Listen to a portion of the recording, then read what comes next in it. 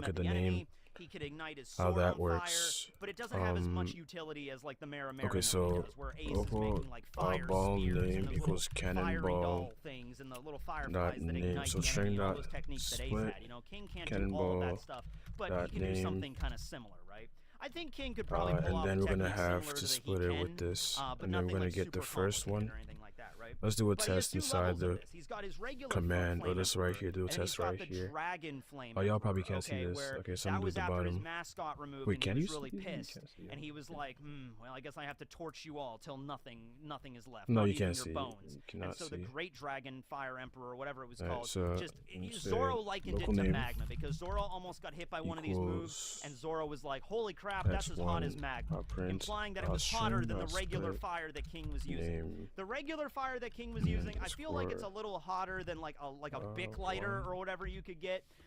But you know, it's just next so that level. does work. It was like Magma level shit when he was using. Alright, so that's the ball name. Dragon If Emperor ball name techniques, equals okay? this, Using then the that. giant If ball name flame, equals the that, final then attack they that. used against each other. You know, the giant Koryudan And that thing, should you know, that thing was like work. probably as hot as Magma. I am working on cannon fire, Again to cannonball real firing. life shit, but it's like this is anime where Magma is just quick hotter whiff. than fire, even It's though actually in really real cold, life, like- fire can actually be way hotter than Magma.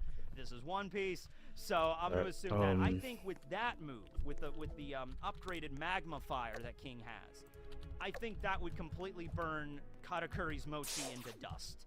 You know, if Katakuri throws a glob of Mochi at him like he does the concentrated Mochi and traps him in the mountain of Mochi, if King activated that Dragon Flame Emperor, Fire Dragon Emperor, I changed the name of it like 7 times in the last 10 minutes, but then if he uses that, the Mochi mountain that he's trapped in would just burn into ash, and then King would just So be there's just standing one there cannonball in the there. freaking smoldering Let's see ash what of the happens now. Mochi and be like, is that all you got? And so yeah, I think on that level it would burn right through him. So it's saying no cannonballs to fire. So let's go through Katakuri's Mochi techniques. Okay, his regular ones are Willow Mochi. Okay, This is from I think that's chapter why. So 880, where cannon. he's What are just, you like, passing? What am I stomping his passing? feet a bunch. He makes like a bunch of feet to kind Cannonade, of like trap the Cannonade. opponent. So Then that's he be has that Mochi storage. Thrust, which we've discussed Do we before. use That's anywhere with else? No. Mogura. Block Mochi Alright. is the technique he uses in conjunction with armament. Basically condenses his arm with a bunch of Mochi, turning it into blocks, like with like 90-degree angles and stuff, and then armament hockeys it up, and then No, it should be punches fire really manager, hard. so Okay, Cannonade out of and in a clash storage. with Luffy, you know, Luffy's fist hit Katakuri's, and Cannonade Luffy was should like, just "Ow, be that hurts like, so bad." And Katakuri's like, yeah, I guess my armament's just stronger what is than this? yours. This is That's a all. remote You know, event? This is a everything you regular can do, event. I could do better. That was basically Yeah, that. this is But probably. once again, the block Oh, that's a Mochi, even with a problem. really compressed armament hockey fist, I don't really see it doing any damage to King while he has his fire up, while he's that's in a his problem. Pteranodon form. If he has his fire down, No, it's not. and he punches him No, with it's that, not. it would do No, damage, it's but not not at nearly enough to, all. like, you know, one punch, and then King goes down. He's got No, it's grilled not. Mochi, No, it's which not. is a It's not. fire-based technique. It's not Okay. going to do shit to King. I don't care. It's just King pretty much has natural That is a immunities to Cannonade. I don't know why you named it. fire I don't know why you named it this explosions. though. He has explosions, explosives hidden in his suit, so he I was mean, it like still kind of works. goading Zoro to hit him at a certain Storage. point. Zoro hits But it him should in be his called- suit, it should be called, it explodes, does King no damage. Meanwhile, Cannonade, Zoro said, yeah, like, it's man, if just I didn't Cannonade, guard to be myself honest. with armament, that explosion in his Config. suit would have really, like, rocked me. That could have seriously hurt me Cannonade really configuration, bad, if not Cannonade killed me, configuration, right? Cannonade configuration. So he has explosives in his suit that just go off. King is really into some kinky yeah, shit jump. now that I think about it. I mean, we kind of already knew that with the Gimp suit, but my god, he's hiding, like, knives and, like, explosives Alright, on his body. Also, both let's of these try guys, again. yeah, King has, like, knives So we and played the stuff in his sound. suit. Katakuri's got his spurs, Let me he's get got, like, the out spikes and save stuff before on this his arms crashes. and stuff. That's not going to do anything to King, though. So it's once again, like, they have these moves that might My work on studio other has a people, habit of but, like, crashing it's just not sometimes. going to work on each other, right? Those are two, like, I'll try. gimmicky kind of moves. Like, Katakuri, remember that scene when Katakuri, like, kicked Luffy in the face with the spurs of his boot, and it's like you see the blood, like, the spurs, Yeah. like, digging into Luffy's flesh and, like, blood coming out everywhere. It's like, oh, God, that's so painful. I also need to That's not test the cannonballs. Cannonball. then Katakuri's got Awaken moves. He's got the Flowing Mochi, which is the River of Mochi, the Pile of Mochi, the Concentrated Okay. Mochi that we've already talked about. So we have Raindrop Mochi, 3 which extra is, like, he turns cannonballs. the area around him into tendrils that, like, attack. You know, then he's got his Peerless Donuts, which the donuts are summoned going on? behind him, and then he controls them like a remote with his hands, and he can summon giant. Here comes the giant fist! He can summon, like, the giant fist Just to come out and, literally like, said. attack the enemy. And he also got Alright. Cheese Bean Yeah, we gotta, which that's you from gotta chapter do that. You gotta fix 893. that. That's like more giant fists, where he summons like a bunch of giant fists with his Peerless Alright, that's Donuts. fine. They all have the block Mochi, the armament hockey. Now let's added, see if and it he fires. launches just a volley of Oh, okay, giant we're making block progress. Mochi Okay, so fists. I don't know what it hit, And then but finally, we're making his strongest progress. technique Okay, did it was actually Cut like Mochi, where he turns take himself it into a out? Okay, donut let's see if it fires the rolls like a weird wheel cold one. down the Okay, so it just needs to stop hitting itself. Okay. Slams into his enemy, spins him around, and then That's slams my him into only the dirt. problem. Okay, that's like his strongest move, using the momentum of that wheel and what then is the it hitting? devastating sticky power of bungee gum. I I'm need to sorry, figure out Mochi what it's Mochi hitting. no Mi, right? So, could King Let's figure stand out up what to it any is of hitting. these moves? All right, most of them, yes. Let's The Willow Mochi, go a stomping attack with the to legs. Even if Katakuri the cannon sticks fire. to King, it's a And weird then phrase what you to call say, explode, but and it's you just what we throw have the to do in this cannonball, fight. right? So he attaches him to King and is trying to throw him around. Plus, first of all, I don't think it would be that easy because King is a lot taller and weighs a lot more than Luffy did. Katakuri's a huge guy, but King also is. Actually, I did not write down their heights. Hold on, I'll be right back because I gotta check on that because that is going to be kind of important. I'm not in the right I think place. they're It's a comparable module. in height.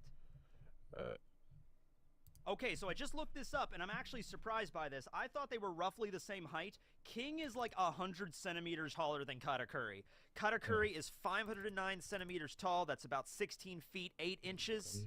King is 613 centimeters, 20 feet 1 inch tall. Okay, so that means it's going to be a little bit harder for Katakuri to, like, lift up King and pull him around. I still think he could do it because he's like super buff and all that kind of jazz. But like, King is not as tiny as Luffy was, because Katakuri could basically just trap Luffy in his Mochi fist and just be like, slap him around the room like it wasn't a big deal. It's just, because Luffy is like 10 feet shorter than him, okay? Like, literally, Luffy's like 5'8". Katakuri's like 16 So it feet, should like not 11 feet taller than explode him, right? And probably got several hundred pounds on him in the process, okay? So yeah, this would be a What little was bit it more hitting? difficult here, okay? Like, it was. So I don't I think can't he's go gonna be back. able just to like brother. whip King around the room like it's All not a right, big deal. Also, King is super strong as well to like resist that, and like you saw like with Hisoka's bungee gum, for instance, if there's a strong enough force, he can't just pull it back. He has to release his bungee gum, right? And King can fly. So if Katakuri has him restrained, King could just like use his strength and like kind of fly back to the buzz cut Mochi, because that's like Katakuri's like strongest move. The flowing Mochi. All right, now this one, here's the thing. Katakuri has the leisure of knowing what's coming next because of his future sight. King doesn't. So I feel like King he's definitely going to be caught off guard more than Katakuri is in this fight. Okay, because Katakuri's got the future sight, even if it's disrupted every once in a while. And once again, no, I'm actually like not using my brain. All right, so if it's the opposite, because I forgot one is invisible. But as long as all he right, so composes himself, yeah, one is what's he comes invisible. right Okay. back. He just has to find his center. Katakuri's been training with this future sight shit for years and years, decades. All right, so he's Projectile like, that size, he's that probably good magnitude. at finding his center. Projectile that size, that magnitude. If it's less than it, yeah. All right, so let's go back to Can Explode. Make sure we're passing both. So and let's say King is just on the ground, test again. and Katakuri changes the whole area into flowing Mochi, and he's like, whoa, okay, and then King can fly. But Katakuri also has the raindrop Mochi and the tendrils. He can turn anything around him into Mochi. That's the power of the awakening. Not just the ground, but the walls and the ceiling and everything. And if they're fighting in the mirror world, and then he can basically trap him that way. This might be an unfair advantage to Katakuri now that I'm thinking about it, but even if they were fighting on a straight ground with just like the field, if they were fighting in the field, Katakuri could still summon the tendrils to attack King in the air, something like that. But anyway, if King, manages to dodge the river below him, he can fly in the air. Katakuri can't fly, so that's dodged. But even if King gets trapped by the Mochi, like if his wings get stuck in the Mochi, which that's kind of disgusting. It's like, oh my god, I got Mochi in my feathers. That's gonna suck. I'll get that out later tonight, right? But if he's restrained, he might not be able to fly as well. But it's not going to be like Katakuri just whipping him around the room. All right, so that's gonna. And even if here's the thing, once again, even if Katakuri could do that, even if he trapped King in the Mochi and was just boom, boom, just throwing him around the room like crazy, like he did with Luffy, is that going to do any damage to King? Probably not. Probably did, right? Until King finally gets pissed off enough and uses the Great Dragon Emperor, the Fire Emperor, and just burns the Mochi he's trapped with. Okay, I mean, ashes, it's something. Do, right? I don't know why the thing moved. Okay, so it's something. I don't know what happened. I was looking at him as though. Sort of the underdog for this fight. I was going into this thinking maybe Katakuri has a shot. Oh, okay, so we need to add a Pierce function. Might be, Katakuri might be able to dodge I need to add a Pierce function. Okay, so that's why it's doing that. And then we have the Power Mochi, the Fearless Donuts. Once again, they're really strong attacks. Okay, I mean, like, something with a giant fist made of block mochi armament hockey, punching King in the face. Now, that keeps might doing knock that him weird back. thing where it's just you know, like, if King gets like a direct hit from that, King might be like, is it that light? And then boom, like this giant Should fist not just be that hits light. him and like knocks him into a wall or something like that. It might do that, just like how Zoro's okay, yeah, because right now the it just slicing attacks on there's King, no more they did cannon have an rolls, effect. right? Like the slice happened and like King kind of felt the shockwave, like whoa, you know, but it didn't cause any serious damage. It didn't even get him to bleed. All right, so yeah. Might increase intensity. There. Holy crap, man, this is hard. Maybe we can look at their personalities and what they both fight for in their history. Already a Maybe there'll be a with secret in how this fight will go there. Okay. Now, we don't know that much about King's childhood, but we do know a lot about Katakuri's, okay? Katakuri was born 48 years ago while Big Mom was on the Rocks Pirates. That's important to know, okay? Katakuri was 10 years old during God Valley. I'm not going to say he was definitely should be there. like They might have just left 7. him on a port or something, because that was like a big moment. That was a big event. Maybe Big Mom did not want her children to die there. But Katakuri might, like, just like how Shanks and Buggy were present when, you know, Whitebeard and Roger clashed for 3 days on that island. They were there dealing with the enemies as well. Maybe Katakuri, Daifuku, Oven, Perospero, Compote, all of the children that were born at the time. I went back and looked into this. Montdor was the child that was born 38 years ago. So maybe Montdor was born like right before God Valley. Like Perospero was running around the battlefield carrying Montdor like his baby brother. Just like, it's okay, Montdor, we'll survive this. You know, and that's why Montdor's so messed up now. That's why he dresses like a clown, basically. Alright, so cannon fire that day object really that scarred him, okay? set That was like his first memory was God Valley. Can you imagine? But yeah, Katakuri was super strong ever since he was a kid. He ate the Mochi Mochi no Mi when he was like 5, and you know the whole incident with Brule happened. He wore the scarf and he had his trident, and he's like, I will never let anyone injure you ever again. You know, that kind of stuff. I will be the perfect older brother. Dang, I forgot. We know that he met Kaido when he was about a teenager. Comments, right? We don't know the exact age. All right, so can Pierce function? All right, so checking via provide Pierce function. So hit, here's the thing, though. We don't know and then what happened before that. Object projectile. So we have the hit and then the object projectile. His entire formative life, if I go back to the running fire, away from the world government and the Cypher Pole.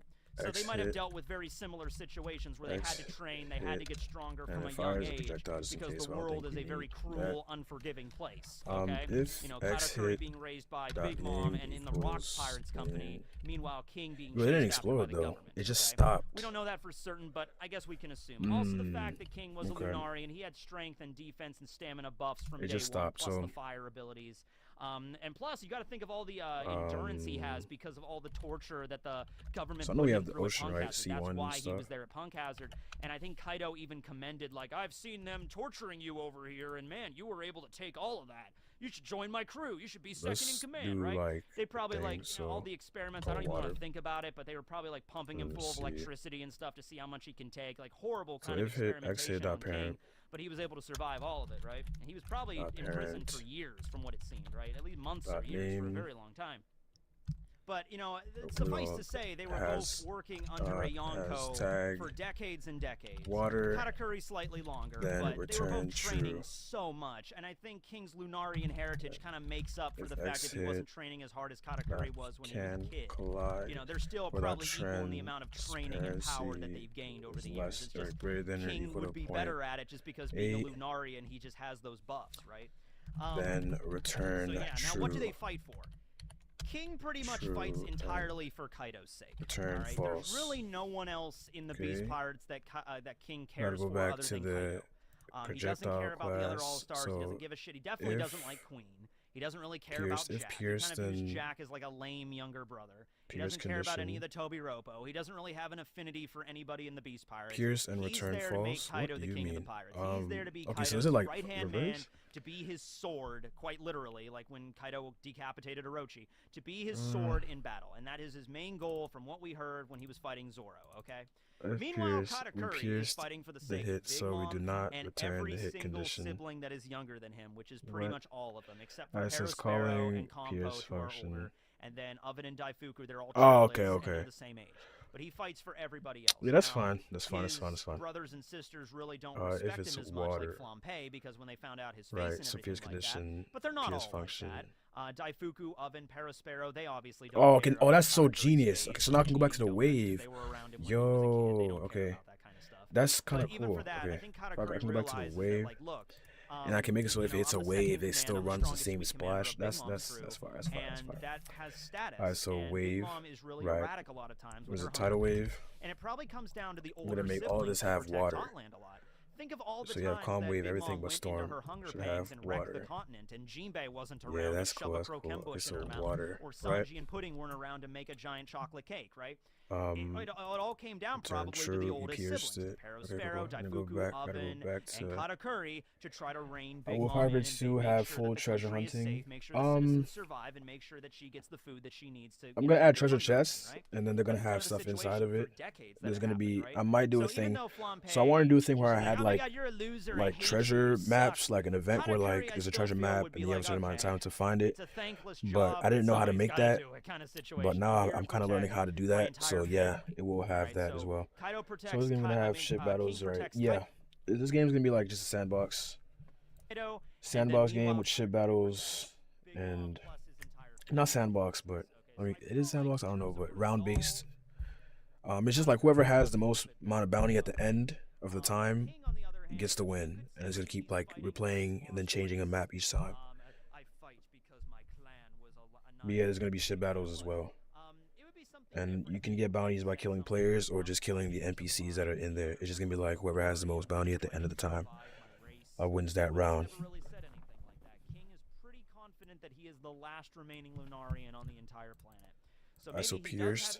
Okay, so we have pierced, right? Or revive the race, but he just never mentioned that. Bro, I'm literally losing track. I'm actually forgetting what I was doing. Okay, so pierce function, right? Now I can go back to the cannon fire. Oh, this is fire. This is fire. Okay. That's cannon fire, which should be here. And then we can also do pierce function, right? Equals function. It's gonna fire. It's gonna pass the hits, and then the projectile object. So I'm gonna say the hit. I'm gonna do the same thing for Kaido, right?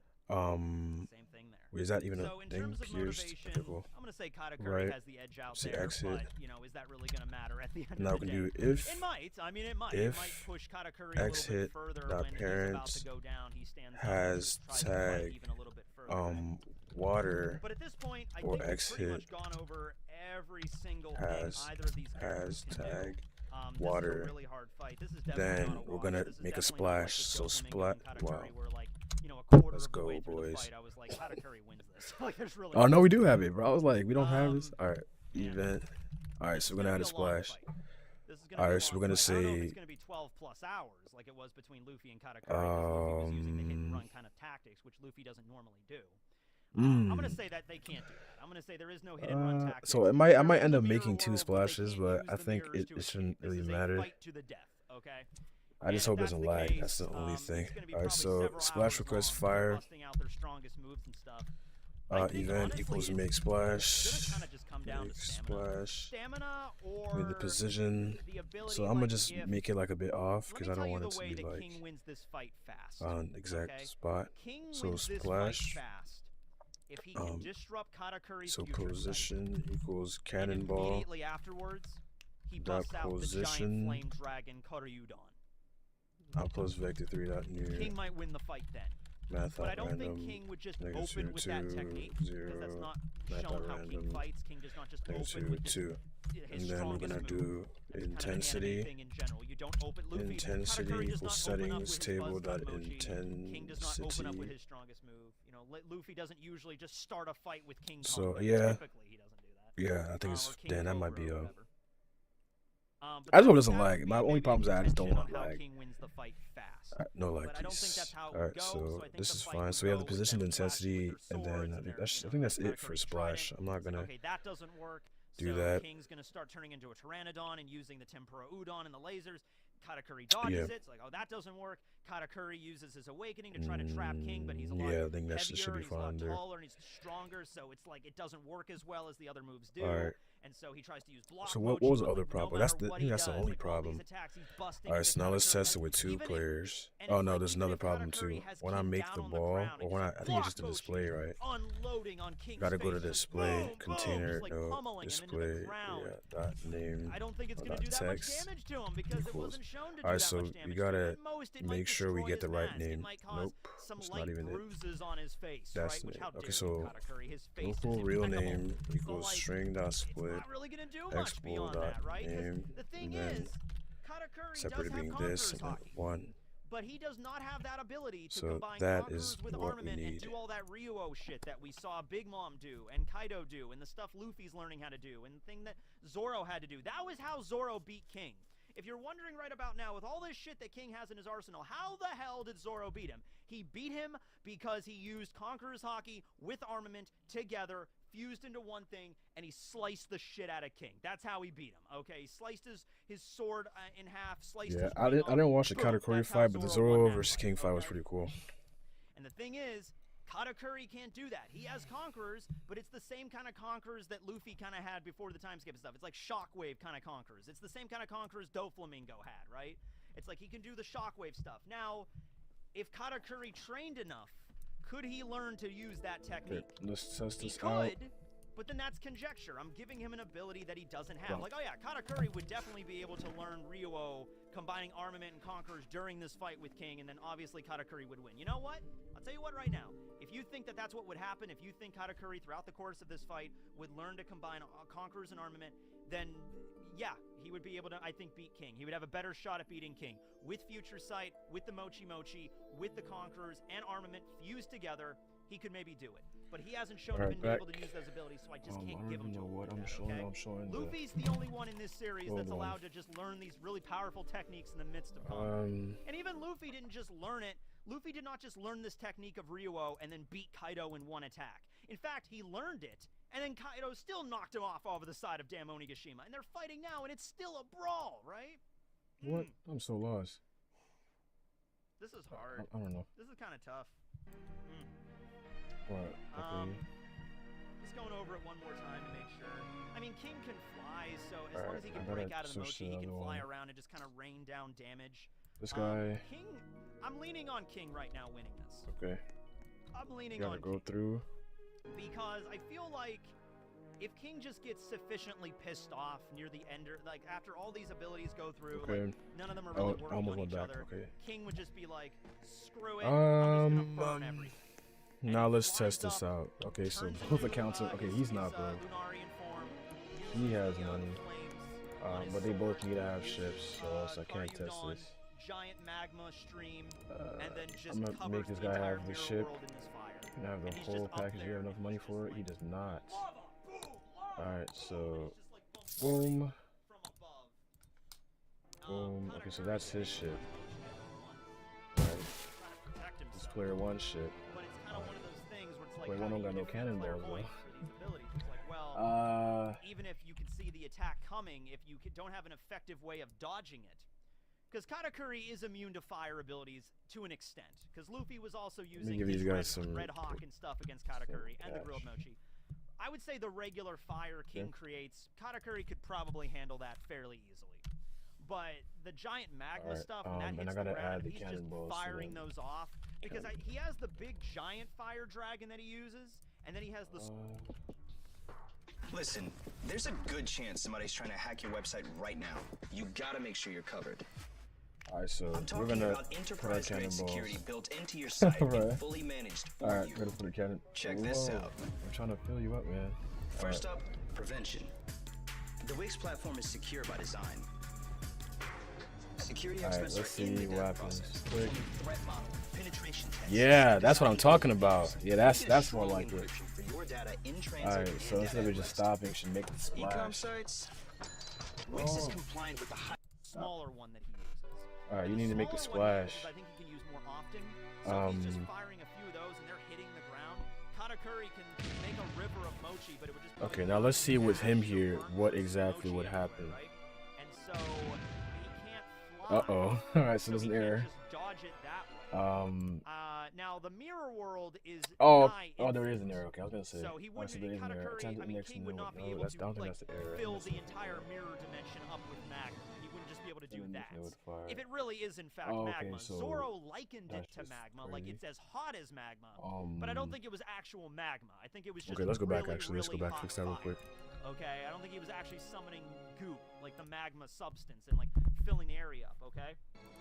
So if it's not an actual substance, first of all, it's not going to fill up the entire mirror. Cannon fire. If it was a substance like a goo, it's not going to do that. This, for some reason, is not even. So I guess in order to dodge that attack, Katakuri could just run away.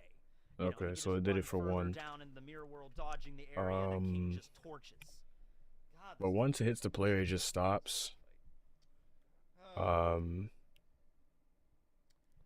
You know what? So I'm gonna have to have one like Boolean. So when we're firing it, that's the regard. King has way more. Okay. Just with his natural abilities and stuff. Katakuri is the son of okay. Mom, so I can just use this Boolean right here. Well, Disabled. All right, cool. Stated, so we also need to do. We have the exploding for the touch connection. Main touch connection. I'm gonna do cons table dot main touched equals not run server. It's gonna be projectile cannon fire object dot event. But it's sort of like the fight between is it like hit event? Hit? Where I don't even know. Fire hit? What does that mean? Oh my goodness, I don't remember. Alright, hit condition, right? That should be a condition. Alright, hit condition. Hit condition. Return hit condition. Fire condition. Self.fire hit. No hit condition. Okay, cool. And then it'll just stop. Alright, don't overthink. Do not overthink. Okay, so it's callback. It's callback, right? So I'm gonna say okay, cool. this battle after like hours and hours of callback event dot event. I'm gonna give the trophy to King. And King what else is next? Alright, so condition. Gonna be completely burned apart. Result. His mask is gonna be gone. You know, he's gonna be banged up a bit. He's gonna like spit out some blood or whatever. Okay. He's gonna like, it's like yeah. So if it's a direct hit, I'm gonna say direct hit or something. Direct hit. Is there, like, oh my God, why? We're gonna do this direct hit. Is it connection? Direct hit connection. We're gonna say. You know, and it would just come down to maybe Katakuri just runs out of gas, runs out of stamina. He can't do anything to him anymore. Constable not disabled. Then return. Same thing for this because it can hit at the same time. That's the problem. So same with this. Or he could try to impale Katakuri because his future sight's down, so he can deal more damage to him. It's not a Logia, so it's not like the same thing as a Logia. It just has the properties of a Logia, but it's not a Logia. Right. So we're gonna eventually disable this connector, right? So and extinguishes flames. Disconnect, and then we're gonna just call the same explosion. I should make that a function, but it does not matter, does it? Just stabs him right in the neck. I think that's what it would come down to. I think it would come down to that. Alright, so we destroy it, and we also have the lifetime, so it's not that much of a problem. This would be like, you'd be there, like this would not be, you know, like some of those like MMA now fights let's test it out again. In, like literally 3 seconds. You know, like those two people come out. It's like, this is the fight of the century. Boom, and just down in like 1 hit, right? It's like, come on, I paid for this, you know. This would not be one of those. This would not be one of those. This would be, you would have to have like seats at this fight. You're watching through one of the mirrors, them fighting. Like, you would have a concession stand. You'd be there for hours, like, oh my God, this is insane. Fire and mochi thrown everywhere. Like, oh my God, this would be ridiculous. You know? But at the end of the day, now we gotta switch the tank pretty much anything Katakuri can throw at him. And at that case, it's just a battle of attrition. It's just a battle of stamina. Well, anyway, that's the video. Huh, man. This was a long one coming. I'm so glad to have this one in the tank. Thanks again to Brago. You know, when I did my collab with him, and we discussed this idea. That was really cool. I need both of them. Thanks to okay, so one of them has a cannon. I don't know which one has a cannon. One of them should have a cannon. I don't know. Maybe it's this guy that has a cannon. You can look at that. But yeah. Okay, so yeah, he's a cannon guy. Also, thanks to PokeMixer. PokeMixer is a YouTuber that makes the themes for the characters that I used in the intros. Alright, so let's try to fire the cannon at him. Was just Katakuri's theme, as well as King's theme was actually the Armored Titan theme, like the theme in Season 4 of Attack on Titan. So there's some really cool remixes and stuff over on PokeMixer's channel, so check that out. But yeah, that was the video.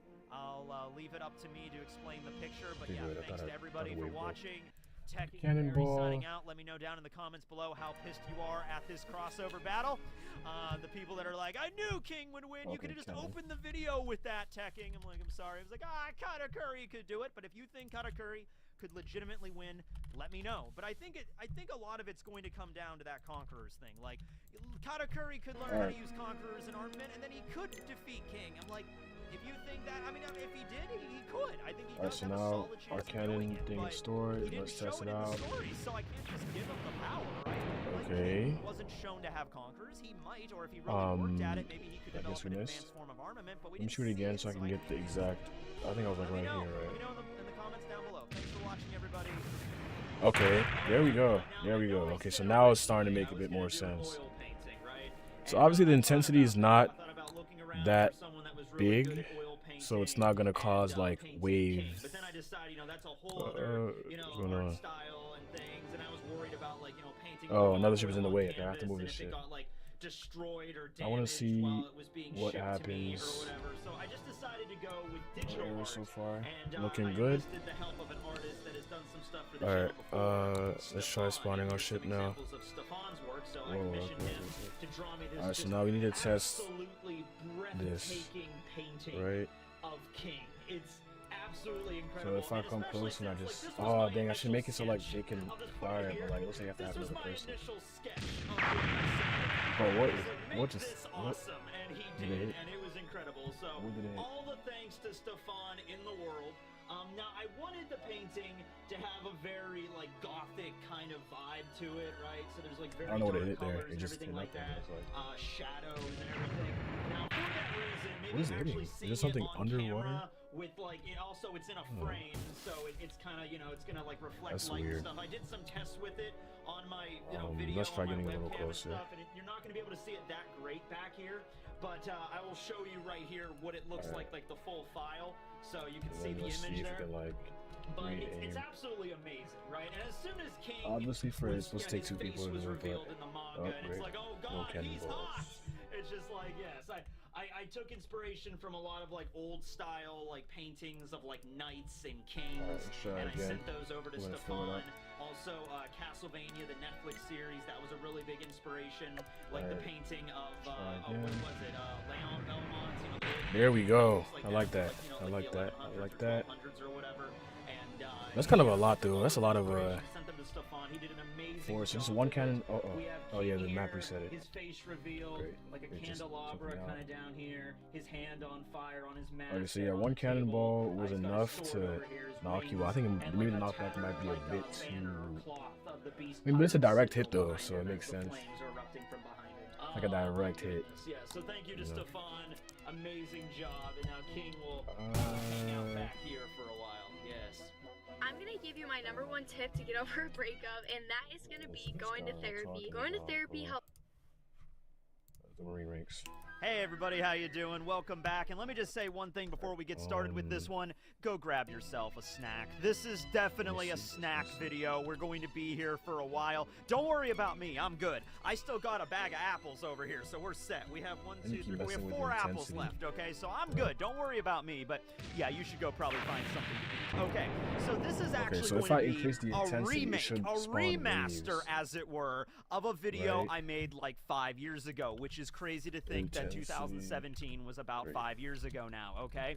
So it was actually one of my favorite videos I've ever made on the channel, and it was really early in the days when I was talking about One Piece, where I went through all of the Marine ranks, okay? So we went through every single rank of the Marines, talking about the characters that had each rank, and it was just a fun video. And so I was watching it a couple days ago, and I'm like, man, that'd be really cool if I could do that again. And I'm thinking, well, since it's been almost 5 years and Oda has introduced a few new characters, a few characters have been promoted, in the Marines since then. Also, through the Vivre cards, Oda has retroactively gone back and like given names and ranks to characters that before they didn't have those. Also, I can throw in some filler characters like the Great Condoriano. I mean, he was a Marine as well. I mean, he really is the main character of One Piece, but we can include some filler characters and some movie-only characters like Zephyr and stuff. So I thought, okay, yeah, we can do this again. Also, upon watching that video, I remember that I had a really bad cold.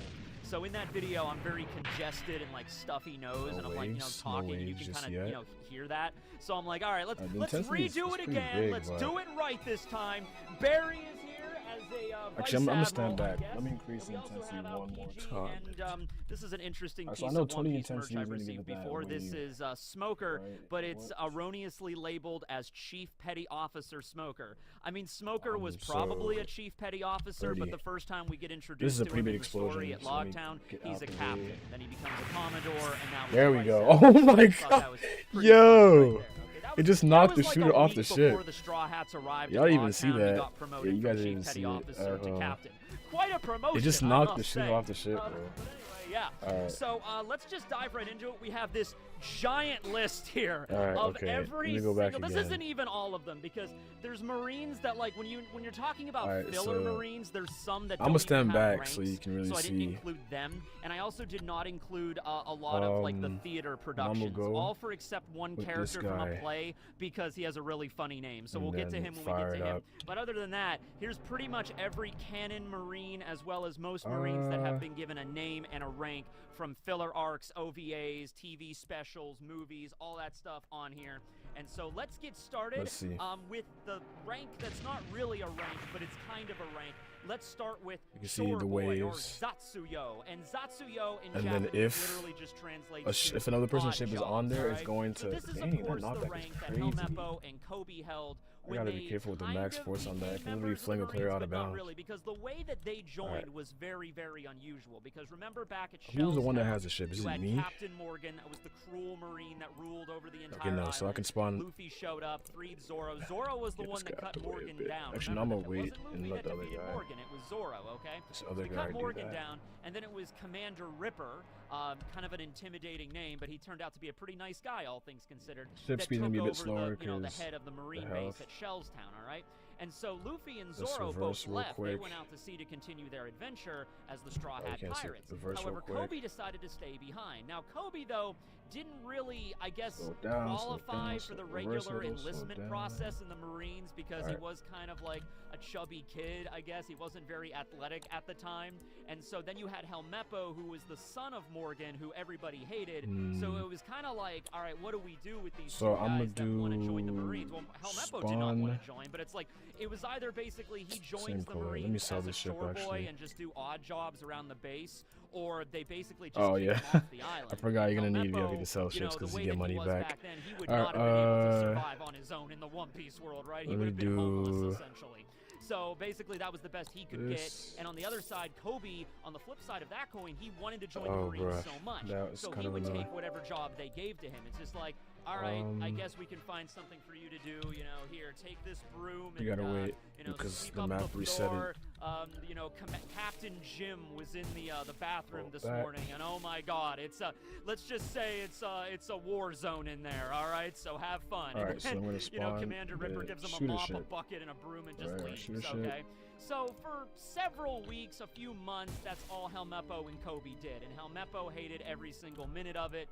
Because he's just like, oh, I used to have a nice room, and my dad would take care of everything. I mean, he hated me, but he took care of everything. I didn't have to worry about anything. I could just do whatever. I was basically the boss of this town with my wolf.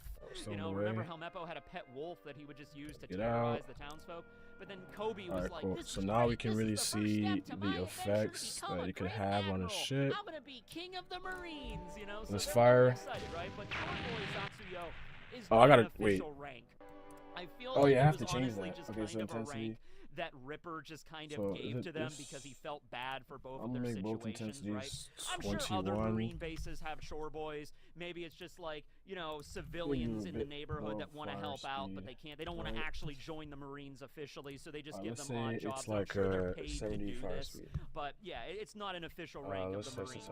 That doesn't start until next up. We have the 18th and the lowest official rank in the Marines. I don't even see the waves. Maybe I didn't get waves that time. There are 3 ranks of Seamen, so you better learn them, okay? Seaman Recruit, or Santo Hei. I'll put both the English and the Japanese names down here. You are out of cannonballs. Actually, do you know what these things are called down here? These like little third, like subtitle bars that show up in like news and stuff? They're called chyrons. I never knew that. I went to school for television media and journalism, and I never knew that. But they're called chyrons, which is like a coolest name ever for such like a mundane thing. It sounds like the name of like a robot lord or something, like puny humans, you will bow before Chiron. You know, that's pretty cool, right? So Seaman Recruit, first official rank. So this is like if somebody wants to actively join the Marines, the correct way to follow this procedure would to go to your local Marine branch, whatever one that is, and then walk in and be like, you know, hello there, my name is Jeremy, and I just turned 18 years old, and I would very much like to join the Navy or the Marines. They're used interchangeably in One Piece, right?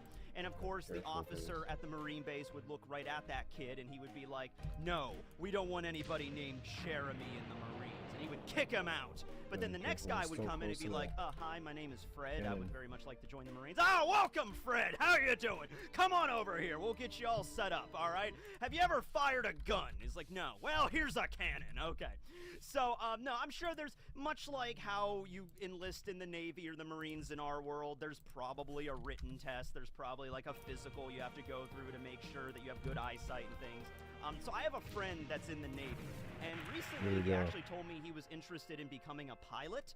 So we went that way. Blew my mind because I'm like, wait a second. I want the wave to Navy hit has airplanes, and he's like, yeah. The cannon, he's like, not the cannon, the ship. There's the Air Force and the Navy, and he's just like, the Navy has, you know, planes too. You can be a pilot in the Navy. I'm like, whoa, so that just blew my mind right there. Also, anybody that's actually in the military right now, you know, you probably have a better idea for this stuff than I do. And I actually, because of the last video I made and a few other videos about the Marines, I've had a few people in the military leave comments, and we're going to read a few of those to actually shed some more light on the system that Oda has created. He takes a few liberties with it, but yeah.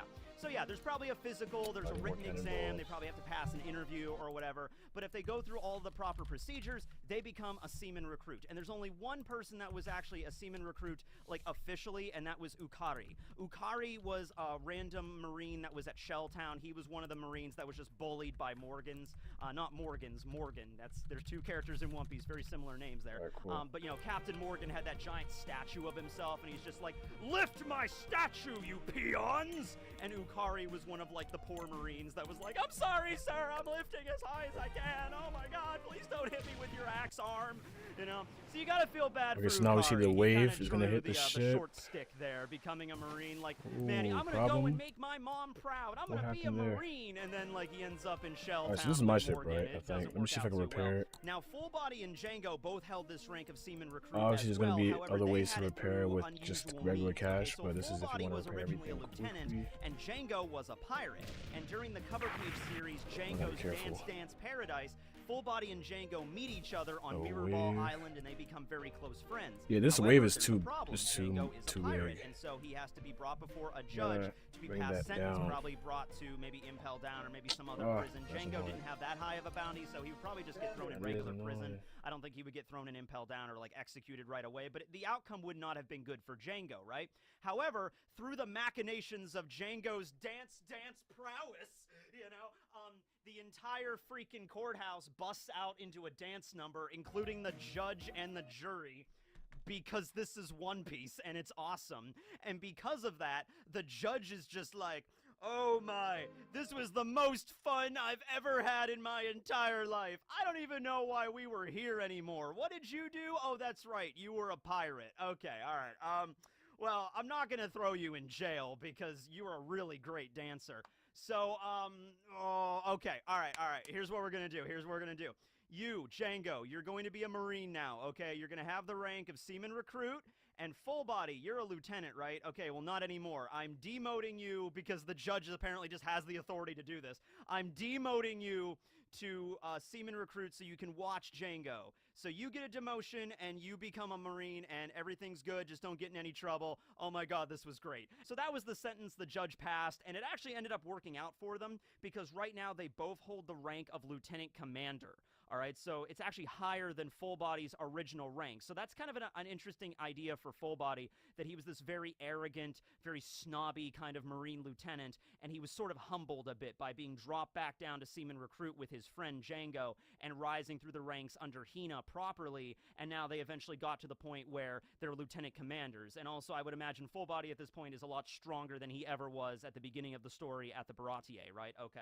But yeah, that's seaman recruit.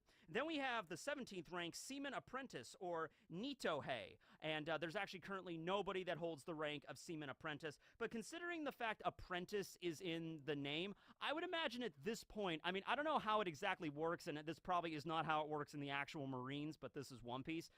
Since it's apprentice, it'd be interesting if some of the higher ranked officers, maybe a few times a year, could actually, like, recruit seaman apprentices, like, personally.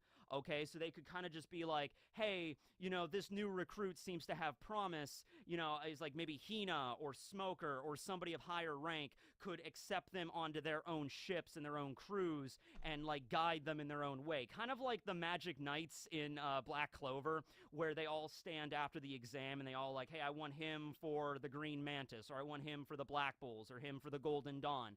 It might be something like that. I'm not really sure if that is how it works or it's just a name, but there's nobody in the story that's ever been a seaman apprentice, so I can't really say one way or the other, okay? So then after seaman apprentice, we have seaman first class, Itohei, and there's only one individual in the entire story, filler or otherwise, that has been a seaman first class, and that's Lines. Lines did his work, damn it, okay? He's the only person that achieved this rank, okay? And he was one of Full Body's men back when Full Body was a lieutenant. So we don't really know what happened to him, but assuming that, like, his rank was stripped, you know, Full Body's rank, so maybe Lines went to another Marine captain or lieutenant and worked under them. Anyway, Lines was the one that was set to guard Gin, and then Gin broke free, and he was one of the Marines that got attacked by Gin as he was escaping Full Body's ship at the Baratier, okay? So I don't think he died, but he might have. Who knows? But that's Seaman First Class Lines. All right. So now that we're done with all the seamen, we're moving on to the petty officers, which is not nearly as funny. Okay, so we have the 15th rank in the Marines, Petty Officer, or Gocho, also referred to as Petty Officer Third Class, because much like the Seamen, there are 3 classes of Petty Officer, okay? So we have Petty Officer, Gocho, Third Class, and the first person we actually have here, there's only 2 characters that have this rank, and they're both filler characters or movie characters. This was Zephyr's rank at one point. When we see in Film Z, we go through, like, Zephyr's timeline. Zephyr was a petty officer at one point.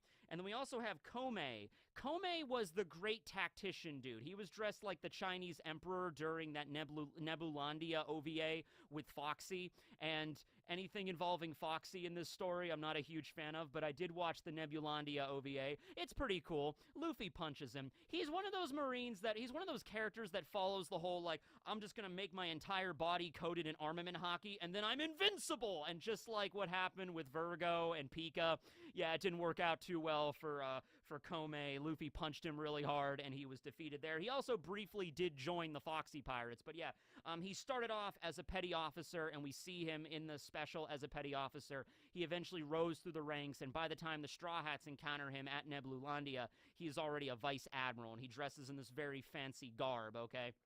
So yeah, that's that. Also, when you become a petty officer, it seems like at this point, you're able to have, like, change your uniform attire around a little bit to suit your needs. So you know how, like, a lot of Marines wear the